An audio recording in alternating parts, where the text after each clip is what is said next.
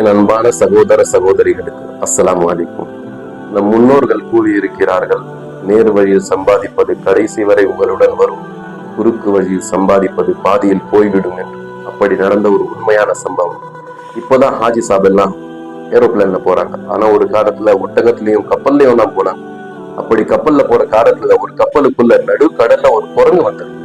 அந்த குரங்கு எப்படி வந்துச்சு, எதுக்காக வந்துச்சுன்னு எல்லாரும் ஒரு பயத்தோட பார்த்தாங்க. திடீர்னு அந்த குரங்கு ஒரு ஹாஜி சாபோட பேக்ல இருந்து ஒரு பைய தூக்கின்னு கப்பல் மேல போயிடுது. எல்லாரும் துரத்தின்னு போனாங்க. அந்த ஹாஜி சாபும் பின்னாடி ஓடுனாங்க. அந்த குரங்கு கப்பல் மேல போய் உட்காந்துட்டு அந்த பேக்கை திறந்து பாக்குது. அந்த பேக்குள்ள பைக்குள்ள தீனார் இருக்கு. தீனார்னா அந்த காலத்துல தங்க காசு தான் தீனார்னு சொல்லுவாங்க, வெள்ளி காசு தான் திர்ஹம்னு சொல்லுவாங்க. அதுதான் நடைமுறையில இருந்துச்சு.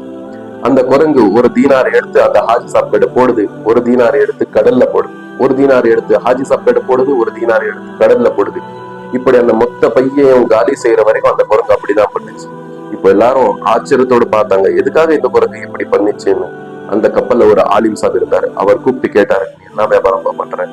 அந்த ஹாஜி சாப் சொன்னாரு, நான் பால் வியாபாரம் பண்றேன் ஹசரத். சரி, நேர்மையா பண்ணியா? இப்ப அவருக்குள்ள ஒரு பயம் வந்துச்சு, எங்க நான் போய் சொன்னா என் ஹஜ்ஜு கபூல் ஆகாம போயிடுமேன்னு. அந்த பயத்துல அவர் உண்மையா சொல்றாரு, இல்ல ஹசரத், நான் நேர்மையா வியாபாரம் பண்ணேன். என்ன பண்ணேன்? பால்ல தண்ணி கலந்தேன். 5 லிட்டர் பால்னா 5 லிட்டர் தண்ணி கலப்பேன், 10 லிட்டர் பால்னா 10 லிட்டர் தண்ணி கலப்பேன்.